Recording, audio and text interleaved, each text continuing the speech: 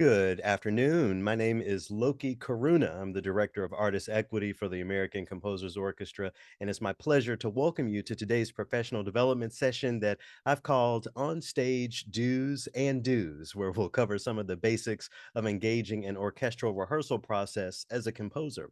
Receiving a commission or a performance by an orchestra isn't the end of the road for a composer, as you all may know. It's actually the beginning of an ongoing relationship.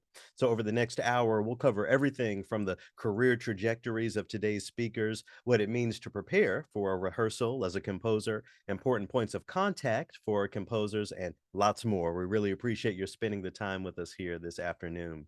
The music that we were just enjoying was written by one of today's featured speakers. It's a visual art inspired composition called Finding Rothko, music by composer Adam Schoenberg, performed by the ensemble Rocco based down in Texas. Shout out to Alicia Lawyer and all of our friends at Rocco who will be on the ground with for earshot readings coming up this June. Today's professional development webinar is part of our broader earshot initiative, which is the nation's first systemic program for building relationships between orchestras and composers. Through earshot readings, collaboratory fellowships, consortium commissions, and professional development webinars like these, earshot expands the definition of American orchestral music to ensure a vibrant and inclusive future. Earshot is a program of the American Composers Orchestra completed in partnership with the American Composers Forum, the League of American Orchestras, and New Music USA. For more information on earshot readings, collaboratory, and all of our earshot programs, visit americancomposers.org. I'm sure you may have many questions or comments that come to mind over the course of this dialogue today regarding the very important topic of rehearsal techniques. So if you wouldn't mind offering those using the Q&A function here on Zoom as we go along, we'll get to as many of those questions as we can. And if you'd like to come on screen to ask your question live, feel free to use the hand raise function here on Zoom and keep your digital hand raised, and I'll bring as many of you on screen as I can and as time allows. I'll also be offering a survey in the chat at the conclusion of today's presentation. So if you wouldn't mind clicking that link when it appears and offering your feedback, it will be much appreciated. And with that, I'd like to introduce you to today's featured speakers, beginning with Adam Schoenberg. Emmy Award winning and Grammy nominated composer Adam Schoenberg has twice been named among the top 10 most performed living composers by orchestras in the United States. With more than 300 orchestral performances worldwide, his works have received performances and premieres at the Kennedy Center, the Library of Congress, the New York Philharmonic, the National Symphony Orchestra, the Cleveland Orchestra, and 3 times with the Los Angeles Philharmonic at the Hollywood Bowl. Upcoming premieres include Slice, a companion piece to Copland's Appalachian Spring, commissioned by the Boston Symphony Orchestra, St. Louis Symphony, Carnegie Hall, Tanglewood, Aspen Music Festival and School, Grand Teton Festival, and La Jolla Festival, as well as a concerto for orchestra for the Atlanta Symphony Orchestra. Recent commissions include his percussion concerto, and for the San Francisco Symphony, a violin concerto, and many, many other performances. Welcome to the digital stage, Adam Schoenberg. Adam, thanks so much for joining us today. Thank you for having us. And continuing, please allow me to introduce Maestro Tito Muñoz, praised for his versatility, technical clarity, and keen musical insight. Tito Muñoz is internationally recognized as one of the most gifted conductors on the podium today.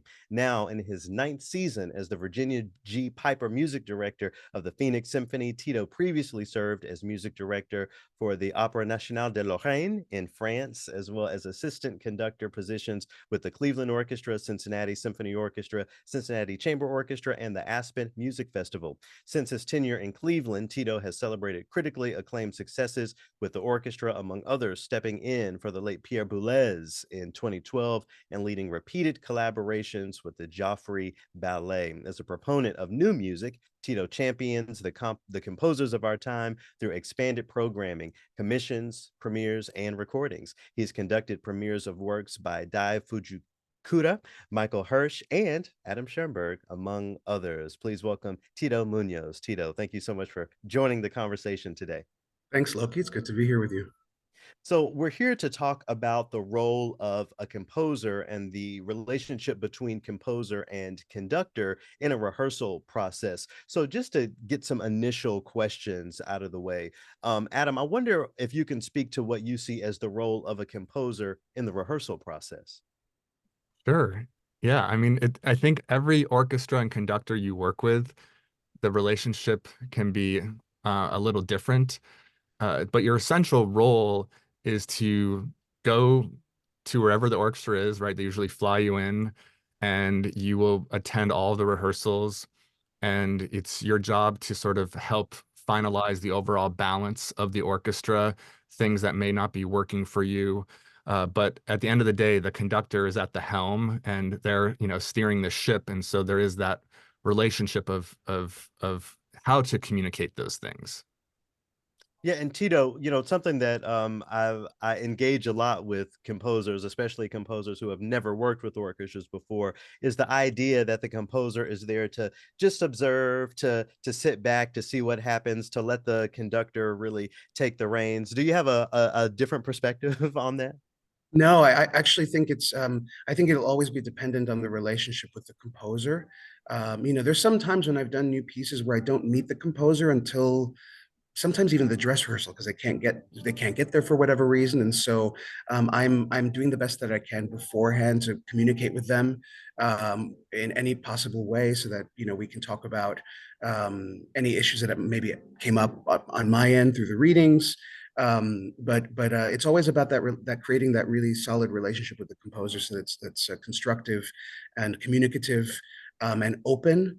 I certainly will have as an interpreter, as somebody who performs, I think any performer will have their ideas about the piece that sometimes I'd like to impart on a composer because they might have a different take on it, but they might be interested in hearing my take on something. But all in all, I think for me it's no different than working with a soloist because when you work with a soloist, it's kind of a similar situation where somebody comes in with a very strong idea of what they want to do, and then all of a sudden we have to figure out how to work together. And so I definitely consider it a relationship building exercise when you work with a composer, especially for the first time.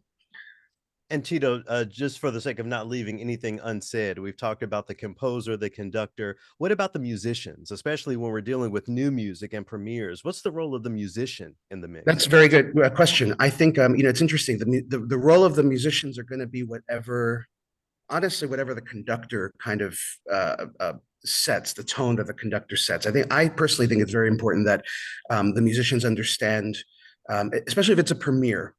Not all composers have the luxury of a workshop. And even within a workshop situation, I don't think musicians are always in the mindset of we're going to play a little bit and we're going to like figure things out. We're going to that the composer's still figuring things out perhaps, and that there could be constructive feedback that goes again both ways.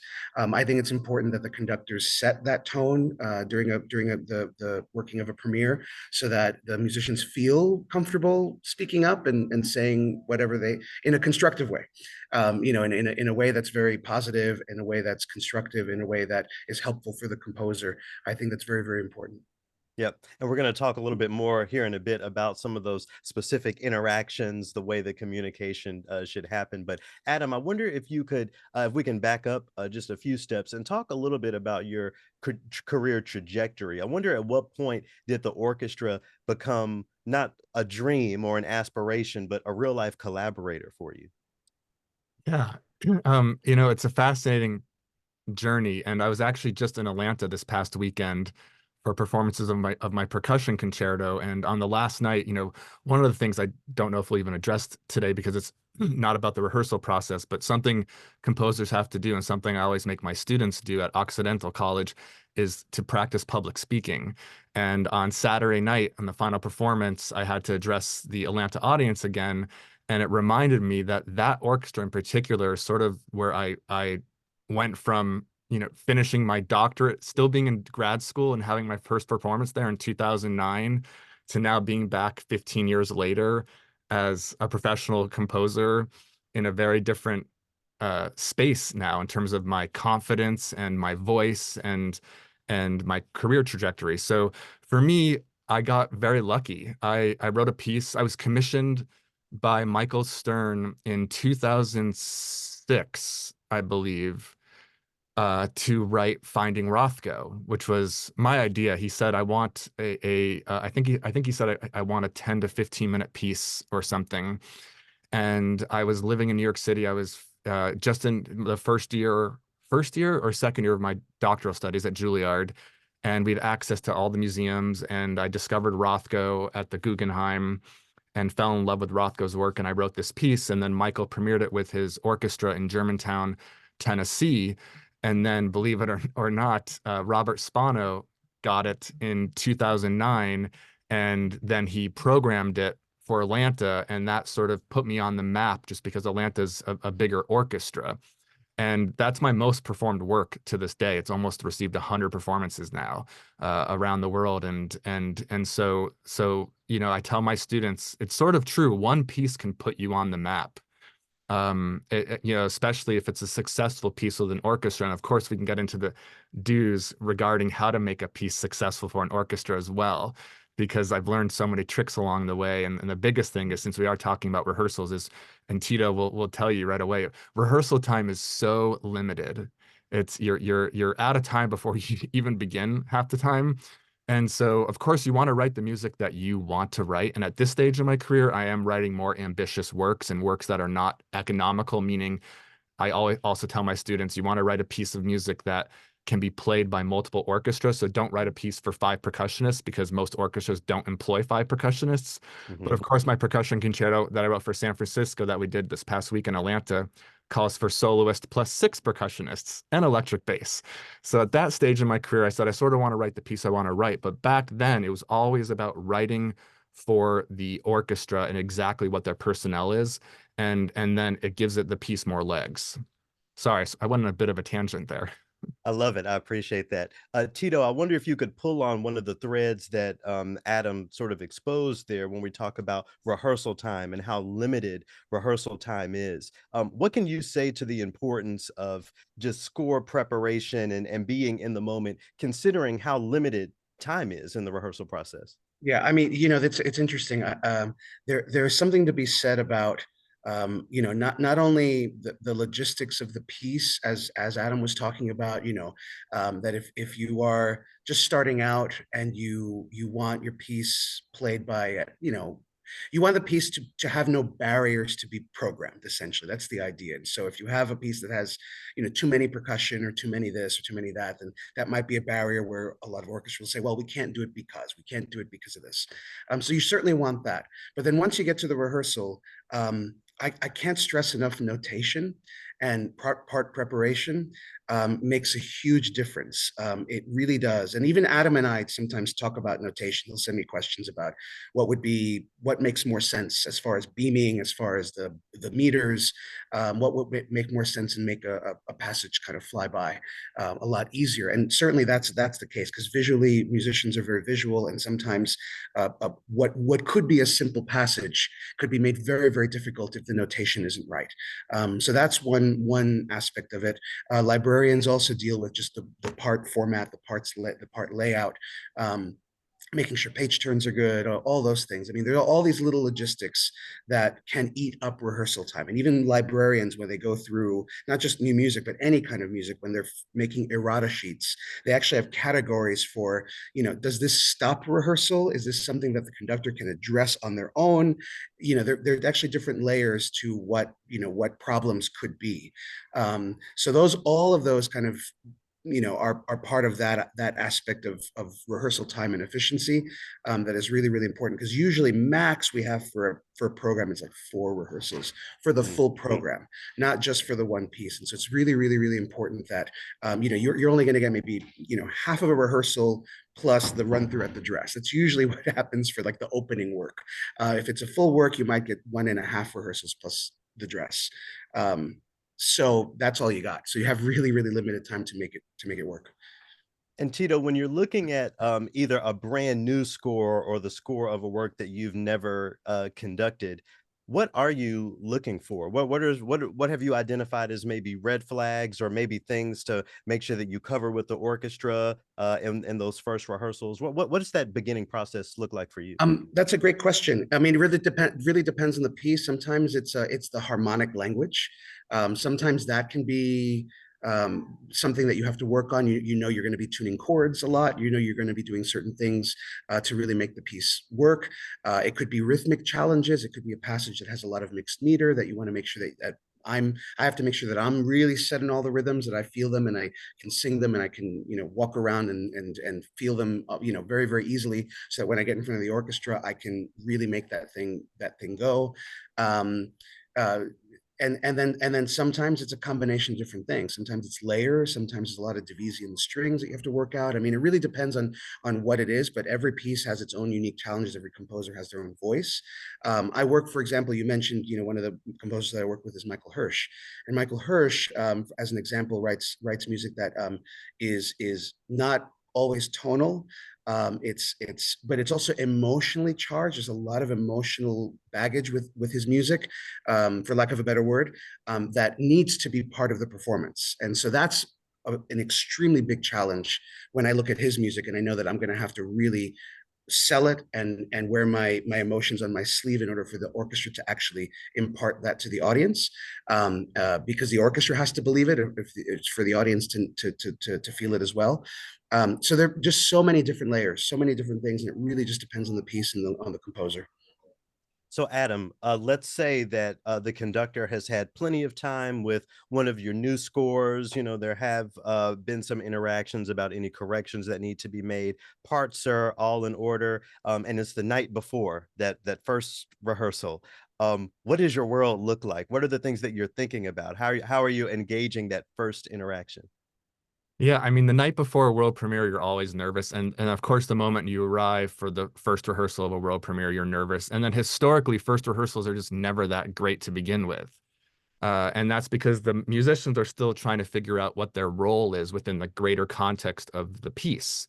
So, but if, you've already worked with the conductor ahead of time, they've already, identified possible issues, or they have questions about like notes, or rhythmic things, whatever it needs to be addressed ahead of time, then there's already going to be a little more confidence going into that first rehearsal.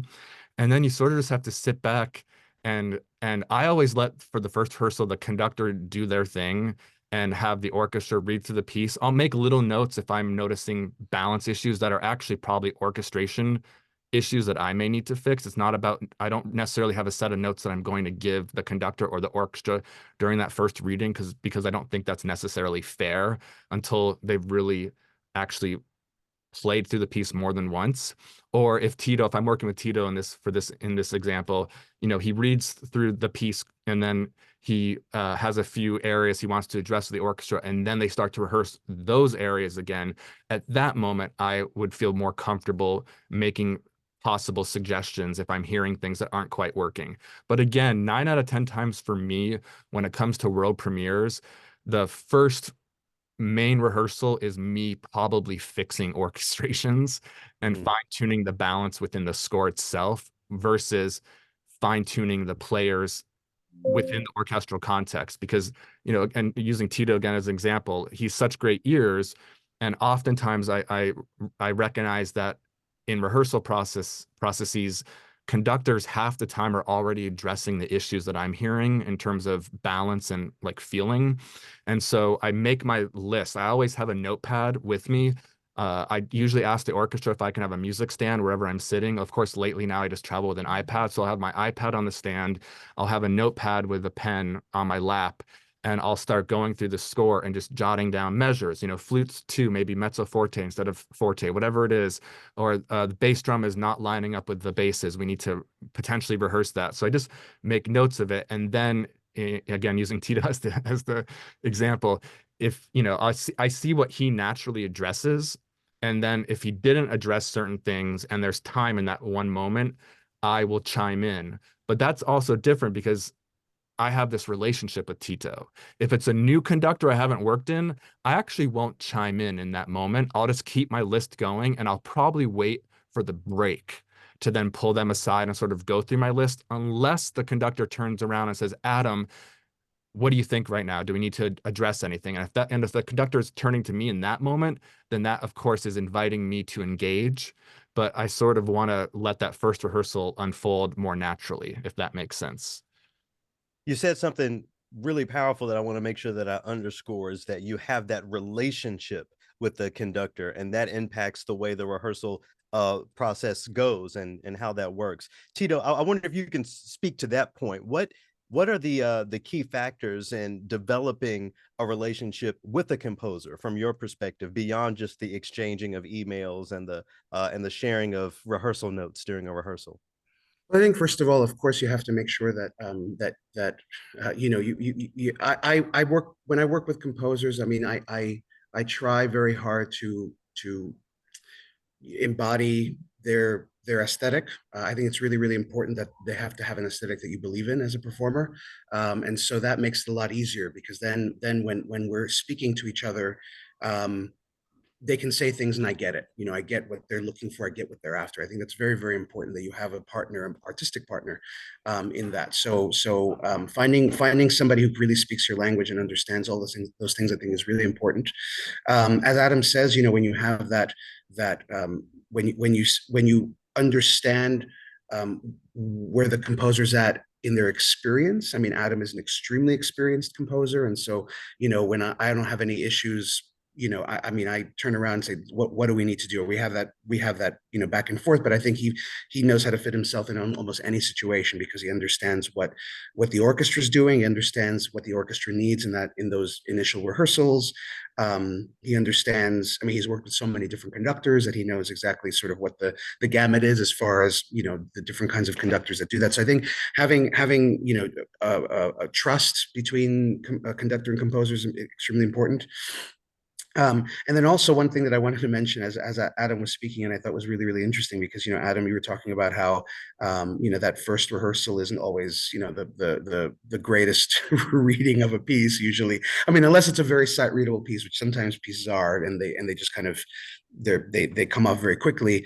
And or if it's an orchestra that you have worked with before, you know, like Atlanta Symphony, for example, has played all of your music and a lot of your music a lot of the time, and so they know your language. They have that, but most of us don't have performance practice. Most composers don't have 100 years of recordings, 100 years of performance practice, like, you know, our Beethoven and Brahms and all of that. Coleridge Taylor doesn't even have performance practice now, actually, because we haven't done the music, and so all the music is really, it's new, it's fresh, it's you know, people are still kind of figuring it out. And so I think that all of that builds trust and builds an idea of an open and communicative relationship.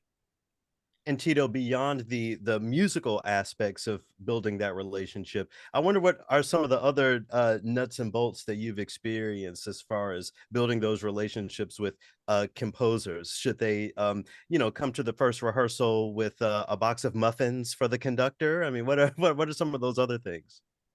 Adam, you can bring muffins next time. That's cool. No, no, just for me, um, that's an interesting question. No, I really think that first rehearsal, I think even with the soloist, I think that first rehearsal, or even the first meeting, even the first time you interact with a conductor, I think it's important that you have a very, very solid and clear idea about what you want out of your music. I think the worst thing for me is somebody who's indifferent. The worst thing for me is somebody who really doesn't have a vision for their piece. I think everybody will have one in their mind, but I think really making sure that that's communicated. I need to know. I need to know what you want. I need to know how bad you want it. Whatever that phrase is, whatever that thing is, I need to know, because otherwise I'm going to go on my own. You know, at that point, I'm going to be like, okay, well, I'm just going to do this. I'm going to rehearse this on my own then, and take care of it. And I've had situations like that. I think, you know, because it's also a people interacting thing. It's interpersonal relationship skills that people have to develop. And I think it's really, really important that you're able to communicate what you want, the sound world that you want. And then if you don't have a lot of experience working with conductors and orchestras, that's fine. Just be aware of yourself and be aware of what's going on around you, and start to learn what are the things that you do need to address, what are the things that you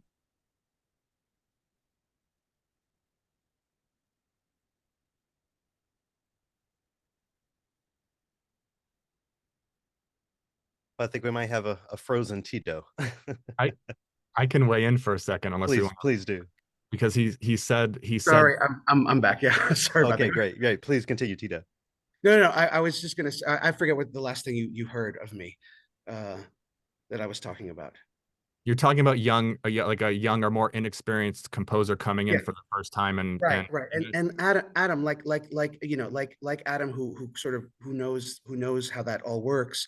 For me, it's learning exactly where you are to fit yourself in, because as Adam was saying, he has his notes, he understands, what will be addressed, what won't be addressed.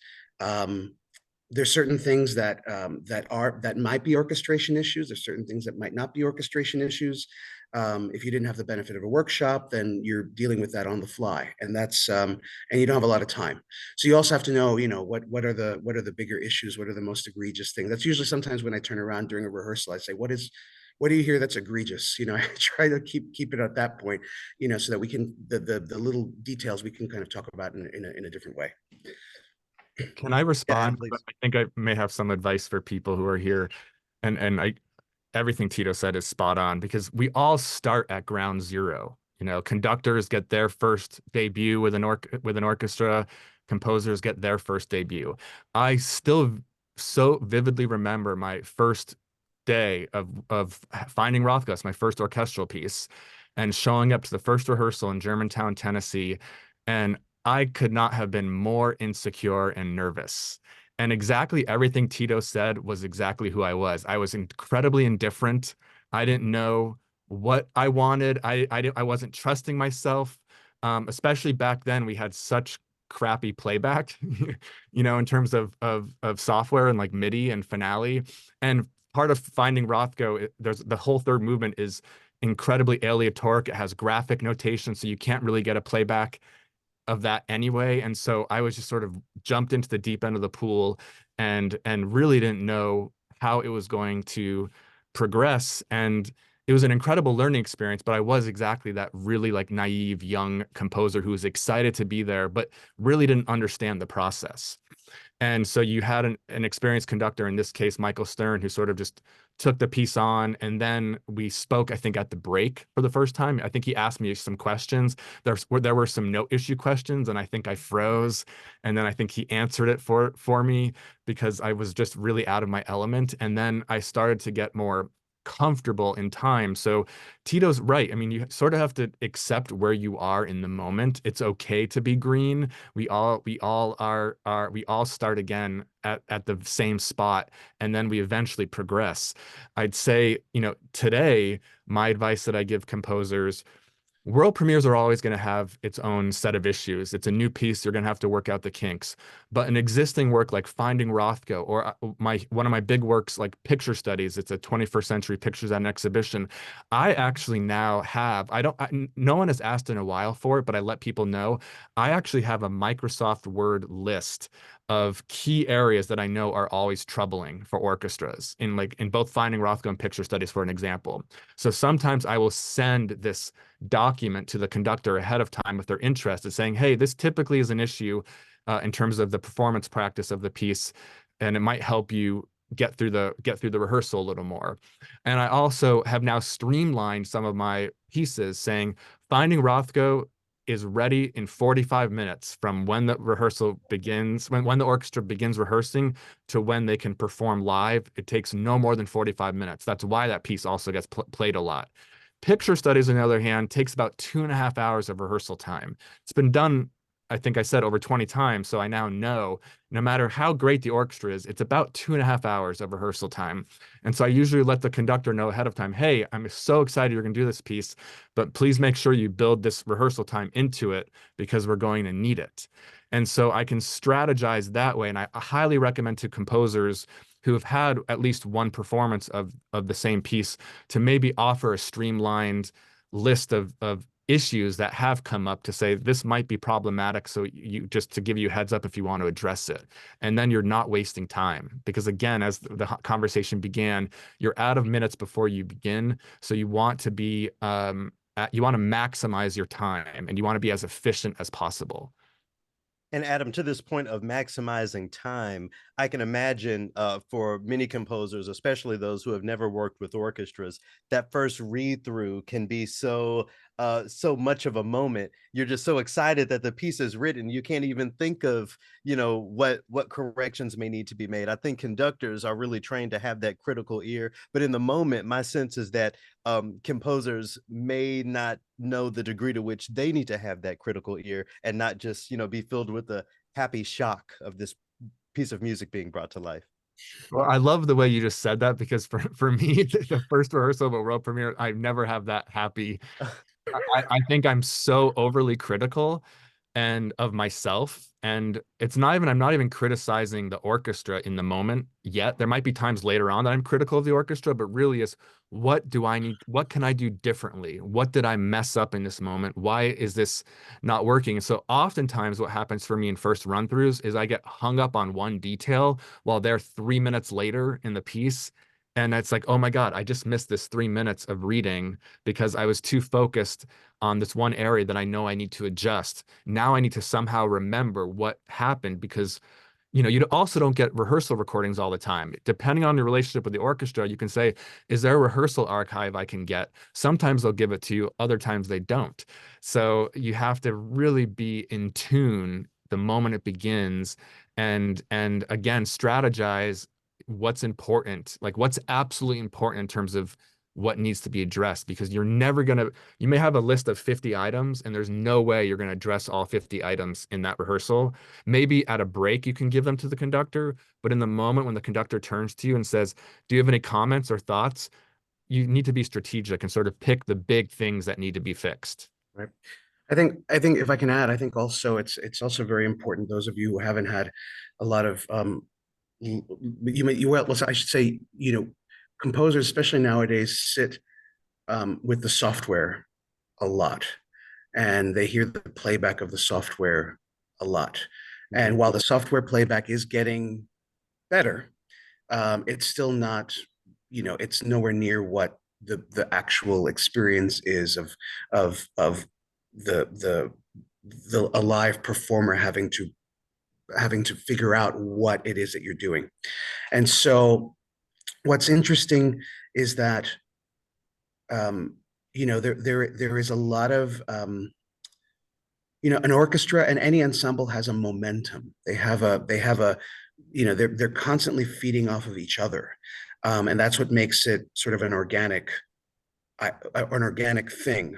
There's certain things that might line up perfectly, certain rhythmic things that might not line up perfectly in your software that is not conducive to that live. It just isn't, because the orchestra is not an agile, especially the bigger the orchestra, it's not as agile as just, everyone kind of on a click track, so to speak. So it really depends on the hall. It depends on the orchestra. It depends on how big it is. It depends on if people can hear each other. And so oftentimes you do want to, especially if you haven't had a lot of performances or orchestral performances, you do need to trust the conductor to a certain extent. You do need to trust the rehearsal process, trust the musicians to know exactly what that is, and how much you need to insert yourself, because also there's also might be little details that you are kind of getting bothered by that in the grand scheme of things are not really, maybe not that important in the moment. Sure, sure. And as we think about all of these variables and, really prioritizing things to be fixed, Tito, I wanted to move the conversation into maybe limitations on what can be changed in the moment. I think it's one thing for a dynamic marking to change, but if a composer says, "Oh, I know I gave this 30 bar solo to the clarinet, but I think it would sound even better on the, principal cello. Well, what do you see as sort of the limitations as far as what can be changed in the moment in the rehearsal process? Your first example is no problem. Your second example is not going to happen. So that's sort of what it is. Although I have to say, although I remember the first time I met John Williams, I heard a seminar he was giving, and he was talking about how, because he usually has his notation team uh, um, at a he usually has a notation team there at the sessions, and so he can say, oh, no trombones in this thing, or like, I need the trombone line to be the trumpet line, and they'll just print out new parts and do it while he works on something else. And so, maybe if you're John Williams, that'll work, but no, it usually is not possible. Unless it's so egregious and you really need it to happen. You really need it to happen. And it's not going to really take up a lot of rehearsal time, that in between rehearsals, somebody can print something out and a librarian can paste something in. I mean, like, I've never really had to do that, but it's not that it's impossible, but ideally you want to get all that stuff straightened out before you get to the orchestra. No, I mean, that's what it is. I mean, ultimately, I treat it no different than any other piece of music that I work on. There's certain things that you can change in the moment. There's certain things that you need to actually rehearse and work on, and then there's just things that just aren't going to get changed. It just is what it is, and you have to just deal with it for this performance, and then better for the next time to revise the piece and to work on it. And that many times I work with composers who, if I get a second performance of a piece with them, they'll have revised things, they'll have changed things up, and they'll make corrections. I mean, I just recorded a violin concerto by a good friend of mine, Earl Manian, who rewrote the entire first movement. And so we performed the first version in Phoenix. He ultimately decided that that wasn't what he wanted to say, and so he made a huge revision and basically rewrote the first movement. And so what we recorded was his final version. That happens all the time. Yeah, yeah. Shout out to Earl Manian, another New York-based composer. Adam, I wonder how you respond to this conversation of changes in the moment. What have been your experiences? Has there ever been a change so big that you just have to wait for the next performance to incorporate it? So yeah, we should talk about this. Is an important dialogue, I think, especially with world premieres. But even Losing Earth, that San Francisco commissioned and premiered, and then Atlanta just did it. And it's actually Atlanta's, I think, the fourth orchestra now to play Losing Earth. I made a quick orchestration change with the clarinets actually at the dress rehearsal, I believe, where we did pencil some changes on the stand. But basically, my general approach is this, which I hope will be helpful. First and foremost, before you even arrive at wherever the city is in the orchestra you're working with, you get in touch with the librarian. Most times they'll email you ahead of time anyway, but if you haven't heard from them, you reach out to them and you introduce yourselves.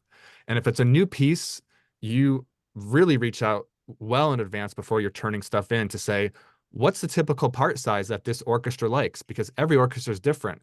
Some want 11 by 14, some want 10 by 13 parts, some want 9.5 by 12.5, and 9 by 12 used to work, but not so much anymore. So you want to know, what are these players, how big of a paper size are these players used to seeing? Because you want to meet them where they're at. That's the first thing.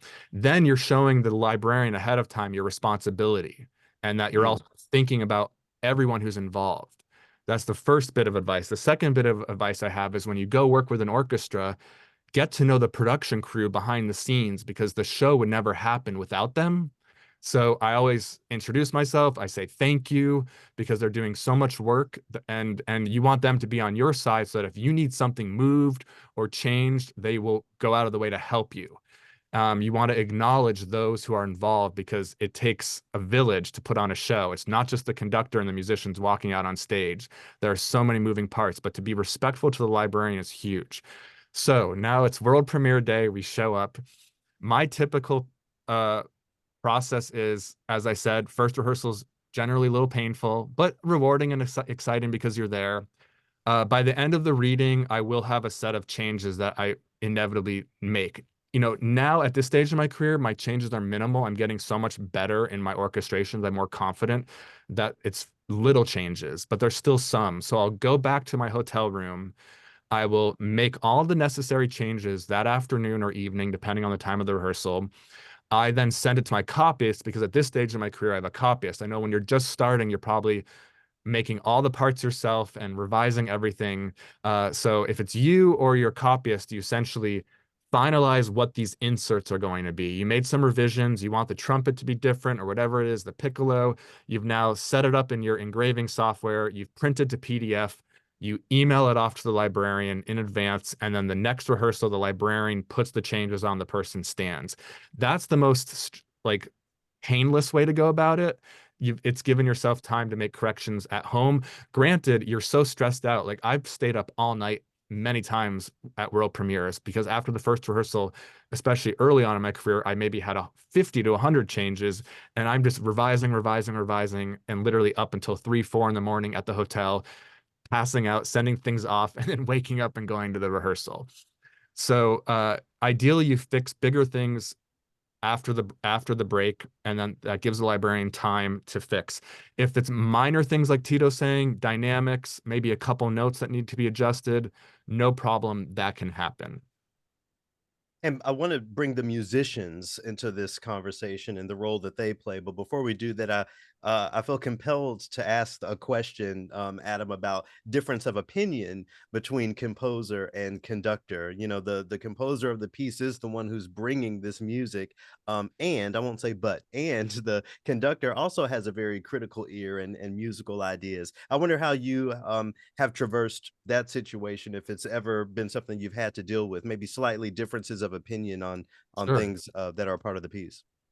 Yeah, I mean, truthfully, I will say 9 out of 10 times when the conductor brings something new to the experience that I hadn't thought of, I actually usually really like it, because it's like, oh wow, I didn't think of that, and they obviously are feeling it, and it sort of changes the texture or the culture of the experience.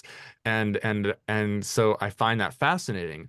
There are times, let's say, like, I feel like there can be tempo conversations. Sometimes a conductor is taking things too slowly or too, brisk, and in those moments I may pull them aside, usually not in front of everyone. Usually I try to be respectful and just say after, hey, I think we went a little too, like, it was a few clicks too fast in this transition. Do you think we can scale back a little bit and have that dialogue?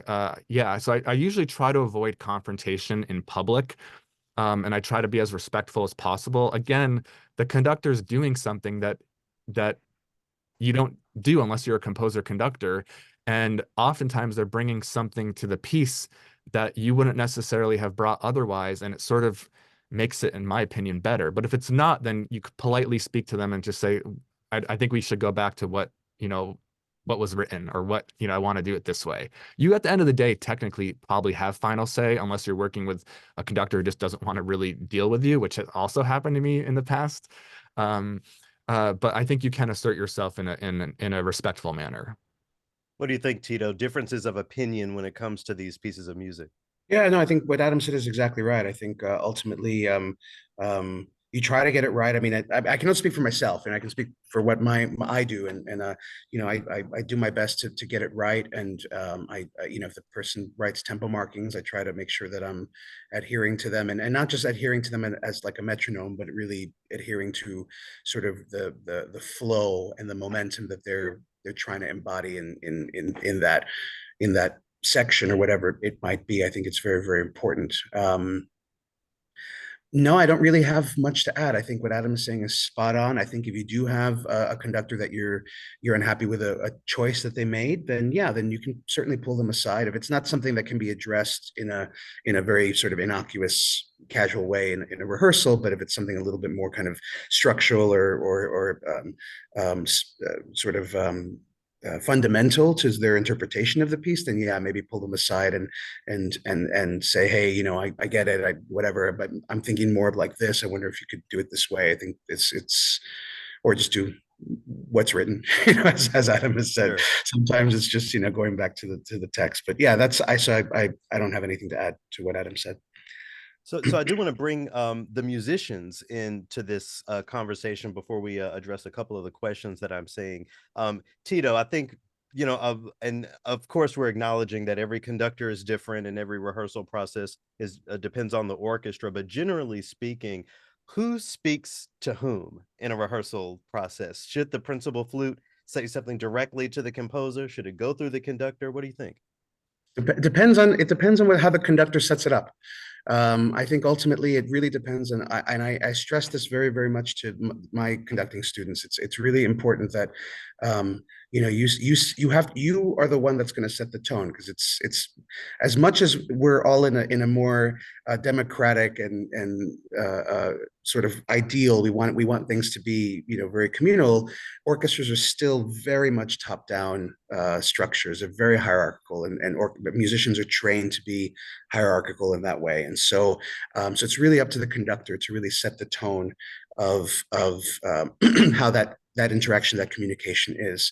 And so ideally this can be if especially if the composer knows the orchestra, they've worked with the orchestra before, the conductor is somebody that they worked with before, then oftentimes, it's everyone's just talking to each other and it's fine, and it's everyone's just very respectful and everybody knows each other. There's no big deal. At a first rehearsal, the first time that you're working with the artists, the musicians might raise their hand, ask the conductor, and the conductor might relay. And then as the conductor, you can say, talk, go ahead, like have the conversation together. And it usually makes it easier. But ultimately it's going to be the conductor that's going to set the tone. Adam, I wonder if you'll weigh in on that question. And what I'll add to it is the idea of maybe from musicians, it not always being a question as much as sometimes it's feedback. Maybe what's too high or too technically challenging We can't do that for on one our person. instrument. What are you Exactly. thinking? Come on. Exactly. And for some musicians, it's not a problem, so it depends on the musician. But Adam, I wonder if you've how have you traversed that opportunity in the rehearsal process? Yeah, I mean, I've had it all. Uh, uh, so, I said last week I was with Atlanta Symphony. Well, the week prior, I was with the San Jose Symphony. They were doing my cello concerto. And the principal violist, came up to me and said, "Are you open to some feedback? I had a couple suggestions for the part." And I said, "Absolutely."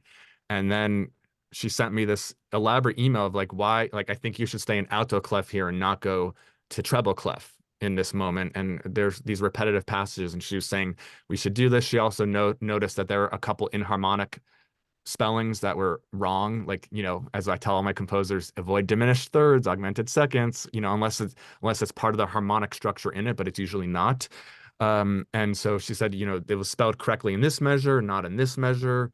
It's just, we want to, and as Tito says, you want things to lay easy on the eyes so you can just go. Notation is so key. So I've had those interactions in Atlanta last week. I had to speak to the trumpet two player about something, and I just after the rehearsal was over, I just went right up on stage and went right to the back where the brass were and just sat down, introduced myself because I had not met him before.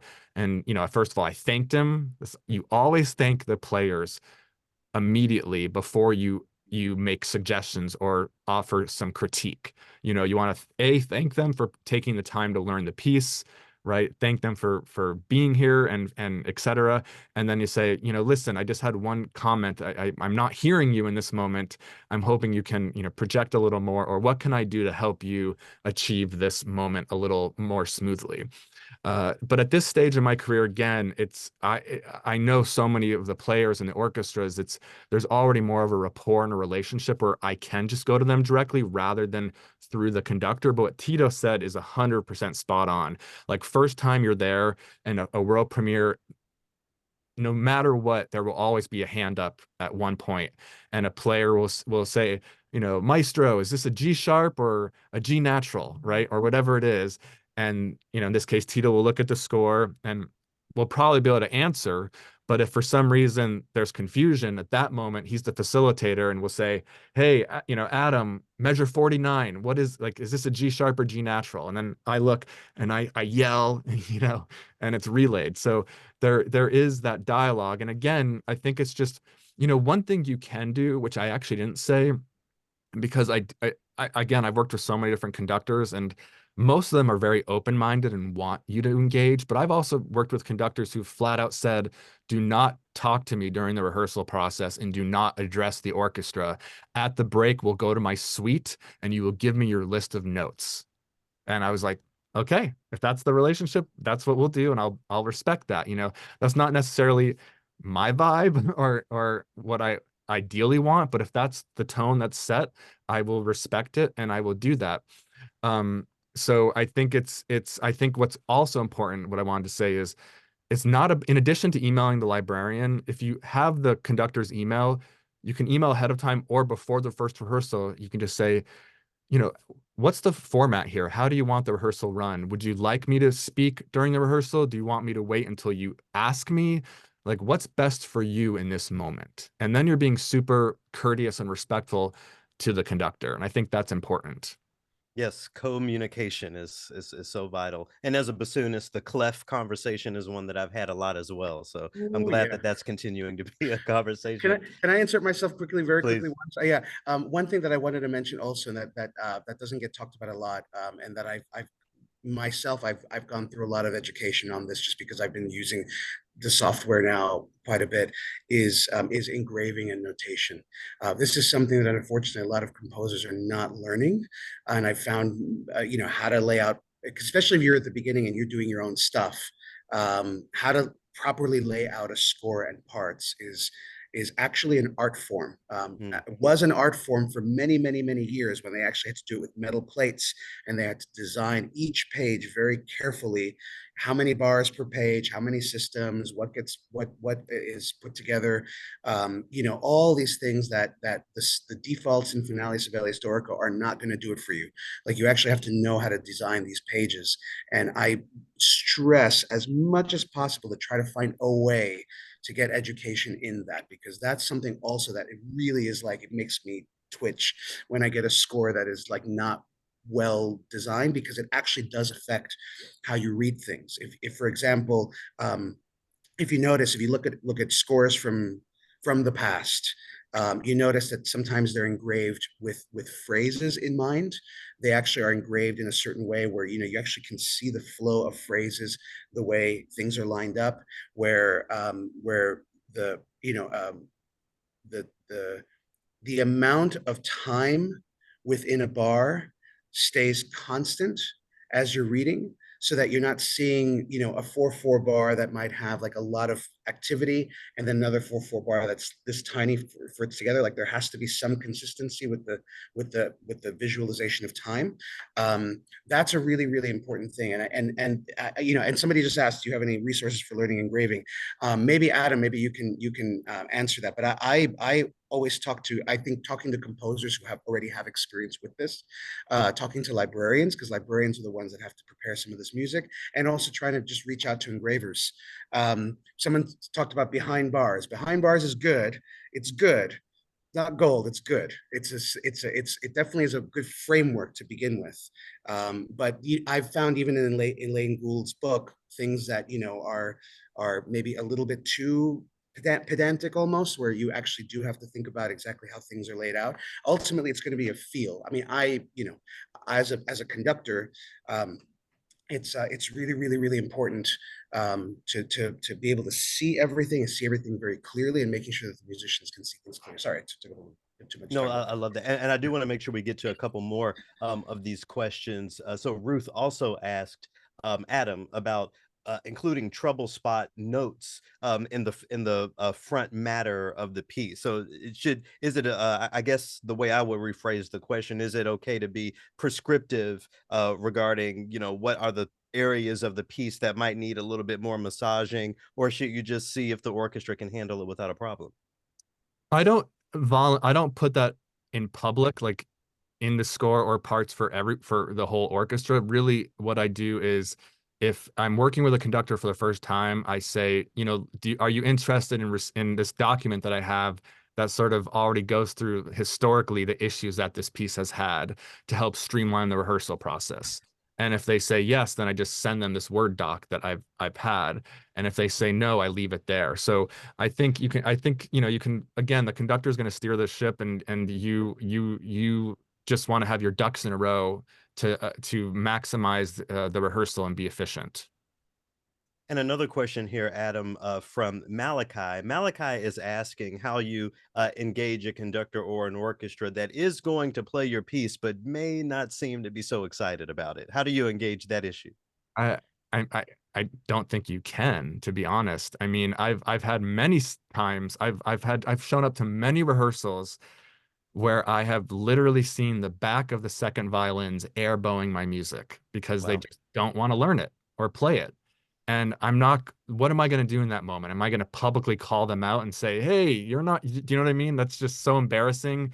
And listen, the culture, every orchestra is different, but whatever their culture is and the climate in that room was already existing long before your arrival, right? You're just showing up for 1 week. They're doing an entire subscription season of concerts nearly every single week or every other week, right? Or depending on the orchestra, once a month. You're coming in for one moment. And so, some people are just not going to be that happy wanting to take the time to learn a new piece of music. They like the rhythm of what they're already doing. And so anything you say is not going to convince them otherwise, unless they actually wind up liking the music. And then maybe there was a reward for them at the end of the day that they didn't even realize was going to happen. And I have run into those situations where people are like, even losing Earth, which is really hard for the orchestra, so many people came up from this past weekend to just say, "This was such a fabulous piece to work on, like, thank you so much. It was damn hard, but it was really rewarding." And so those are the best types of moments that a composer can have. But unfortunately, if the conductor or players are just not interested, I just think you need to just be as gracious and kind as possible, no matter what, and just thank them and go through the week and hope it goes well, because that's all you can do. And it Mm, is a mhm. gift at the end of the day. Honestly, how lucky are we and privileged to have this moment to go work with an orchestra anywhere on any scale, even a youth orchestra, a university orchestra, and have them bring this crazy idea that was living in here and in here out into the world. I mean, it's extraordinary. And as we close here, Tito, I'll pose my last question to you. When we talk about repeat performances, let's say there's a piece of music that you loved conducting so much that you want the opportunity to perform that work again. What does the relationship with the composer have to do with that? How does that variable impact repeat performances for new works? Well, as Adam was saying, um, when you go into a situation as a composer, when you go into a situation and you feel like there is tension in the room, as an example, um, don't add to it, right? Don't do anything to add to it. As Adam was saying, be gracious. It's a gift. It is a gift. I mean, we're all just making music, and it's really, really wonderful. Um, I certainly do think that having a positive relationship for a composer will, of course, like any relationship, will compel you to want to work with that person again.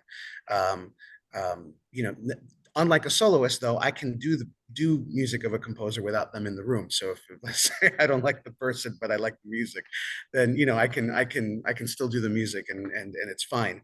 I don't think I've ever had a situation like that, though. I don't think I've ever had to make that decision in my mind.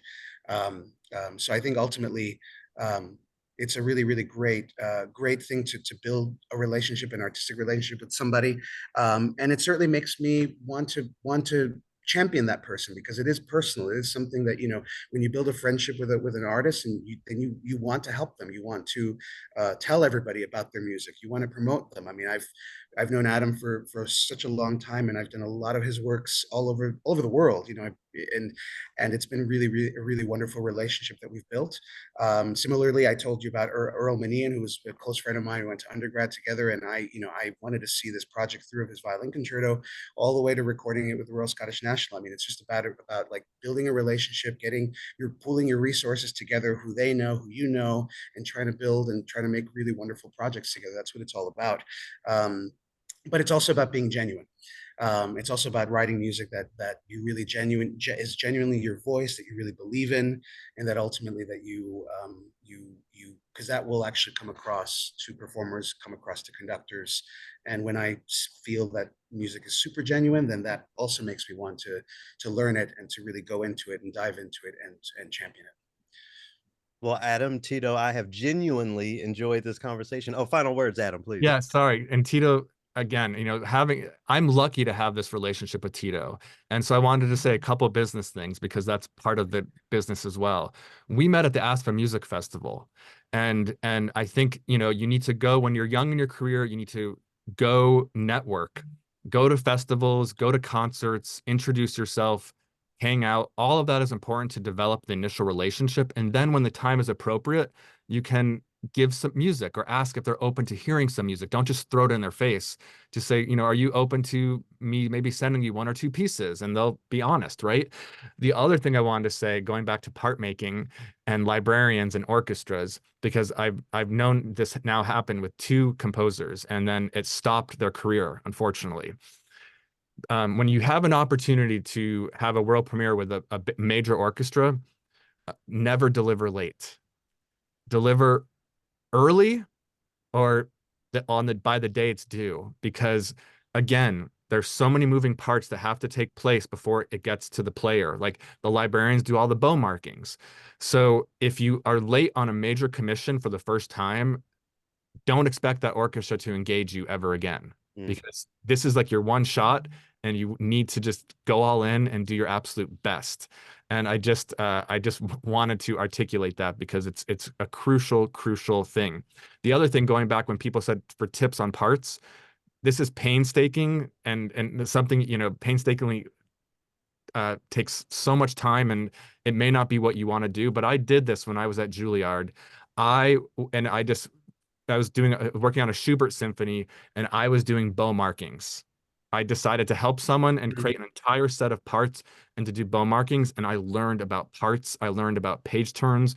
I learned so much doing that. And it also gave me tremendous respect to the librarian because it took like 16 hours. I tell the same thing to a lot of composers. I'm like, you want to learn engraving? Actually, just take a Mahler score, take a Strauss score, take one of these old Breitkopf and Härtel scores, and recreate it exactly as it's been published by Breitkopf and Härtel or whatever.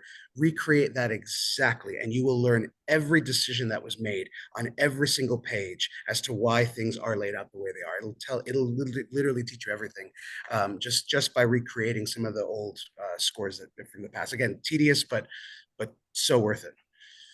Tricks of the trade, yes, indeed. Adam, Tito, it's been a pleasure to have this dialogue with you this hour. Thank you so much for taking the time and for all of the resources that you've provided here today. Thank you. And to all of you watching, thank you so much for joining us. I welcome your feedback on today's session. So you'll see in the chat that I just pasted a link. So if you can use that link to complete a short survey, we would really appreciate it. It really helps inform our future professional development sessions. I'd love to welcome you back here on February 20th. That's a Tuesday at 12:30 p.m. Eastern. ACO's president and CEO, Melissa Nahn, will be joined by the executive director of the American Composers Forum, the one and only Vanessa Rose, to discuss commissions and consortia. It's a dialogue that you will not want to miss, especially if you are a composer or if you know a composer looking to get those repeat performances that can be so difficult to secure. Looking forward to hosting that event again on Tuesday, February 20th at 12:30 p.m. Eastern. You can find more information about that session and the rest of our upcoming professional development webinars at americancomposers.org. Another huge thanks to our EarShot partners, the American Composers Forum, New Music USA, and the League of American Orchestras. Lots of gratitude from me to all of my colleagues at ACO, the staff, and the board for making this program a reality. Special credit and special thanks go to the Altman Foundation, Elizabeth and Justice Schlichting, the Mellon Foundation, the Sphinx Venture Fund, TD Charitable Foundation, the Fromm Foundation, the Ford Good Neighbor Committee, the Aaron Copeland Fund for Music, Alice M. Ditson Fund of Columbia University, the League of American Orchestras with support of the Virginia B. Toolman Foundation, and the New York City Department of Cultural Affairs in partnership with the City Council, New York State Council of the Arts with support of Governor Kathy Hochul and the New York State Legislature and the National Endowment for the Arts. Thanks again for joining us today, and we'll see you at our next webinar. Cheers.